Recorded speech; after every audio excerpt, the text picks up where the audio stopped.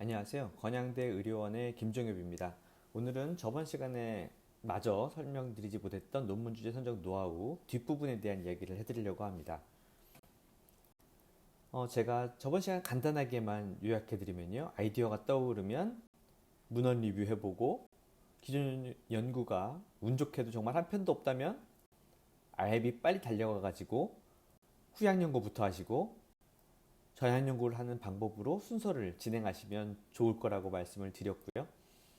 그런데 문제는 기준 연구가 한 편도 없을 리가 없죠. 그래서 그런 경우에는 후약 연구가 있는 경우와 전향 연구가 이미 발표된 경우를 나누어서 전략을 짜보라고 말씀드렸습니다. 후약 연구만 있는 경우에는 후약 연구, 기존에 발표된 후약 연구가 내가 생각하는 가설과 다를 때, 그럴 때는 조금 더 짜임새 있게 그 연구를 반박해야 될 테니까 조금 더 교란 변수가 될 수 있는 부분들을 잘 컨트롤해서 후약 연구를 한 번 더 하시는 방법을 생각해 볼 수가 있고요.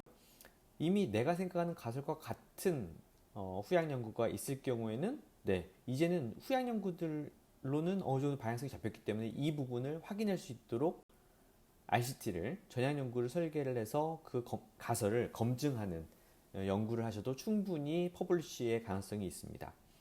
근데 문제는 오늘 이야기할 부분은 전향 연구가 있는 경우에는 여기부터가 이제 이번 시간의 진짜인데요. 전향 연구가 한 개만 있는 경우에는 사실은 한 번 더 하셔도 됩니다. 어, 그 연구와 똑같은 결과가 나와도 좋고요. 물론 임팩트 팩터는 조금 더 낮은 곳에 실리겠지만 그래도 충분히 퍼블리시 가능성은 있습니다. 그리고 만약에 이미 기존에 발표된 연구와 반대의 결과가 나온다면 그 논문, 이미 기존에 논문이 출판됐던 학술지에서 더 흥미롭게 리뷰해주고 같이 이 디베이트가 되는 것들은 학회에서는 늘 재미난 연구거리이기 때문에 퍼블리시가 오히려 더 쉬울 수도 있죠. 그런데 전향 연구가 이미 두 개 이상 나와 있다. 그런데 이 두 개의 결과가 약간 상충되거나 내지는 아직 그 학계에서의 합의가 이루어지지 않았다면 그럴 때는 메타 분석을 하시는 겁니다. 메타 분석도 있는 경우가 있겠죠.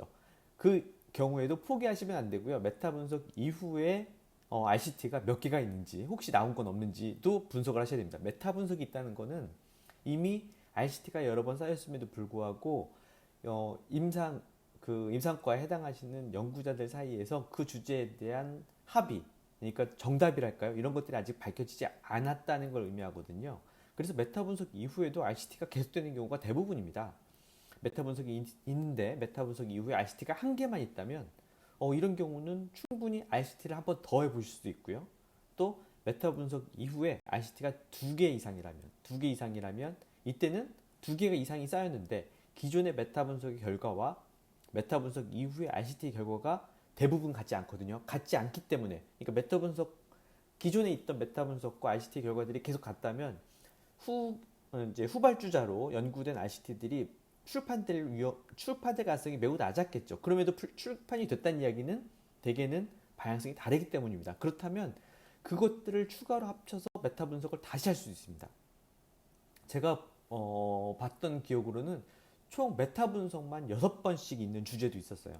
그만큼 메타 분석이 한 번 됐다고 해서 그 연구에 대한 합의가 바로 이루어지는 게 아니고요. 그 결과가 연구자들이 충분히 수긍할 정도의 이야기가 아니거나 또는 그 여러 교란 변수들을 조정할 수 있는 이제 보정할 수 있는 여러 기법들이 나오면서 새로운 RCT가 만들어지고 그 방향성에 따라서 또 추가적인 메타 분석은 얼마든지 가능하다. 요 점을 꼭 기억해 주시면 좋을 것 같습니다.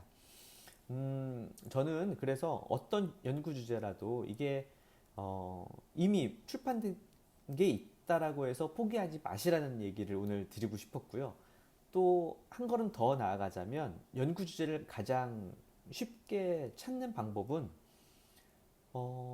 동굴에 들어가 가지고 고민하는 게 아니고요. 가장 최근에 나와 있는 논문들을 리뷰하는 겁니다. 그리고 그 중에서 그러니까 뭐 여러분들 뭐 자마의 계열지들이 다 있잖아요. 각 임상과별로 뭐 이비인후과 같은 경우에 자마 오토라링골로지가 있고 신경과 같은 경우에는 자마 뉴럴로지가 있을 텐데요. 그 페이퍼에서 가장 최근에 실린 RCT들을 보고 똑같이 지금 제가 보여드렸던 여기에 어디에 해당하는지를 보는 거죠. RCT 한 개에 있는 주제에 해당하는 건지 그 RCT가 지금까지 발표된 두 개 중에 하나인지 아니면 메타 분석 이후에 발표된 RCT인지 아직은 메타 분석이 안 나온 RCT인지를 확인을 해서 그 다음엔 제가 가르쳐드린 이 프로세스에 맞춰서 전략을 가지고 그 주제로 또 똑같은 연구를 하실 수가 있다. 이 점을 기억하시면 좋을 것 같습니다. 오늘 제가 준비한 내용은 여기까지고요. 다음에도 또 연구와 관련된 다양한 이야기 가지고 여러분들 찾아뵙도록 하겠습니다. 경청해 주셔서 감사합니다.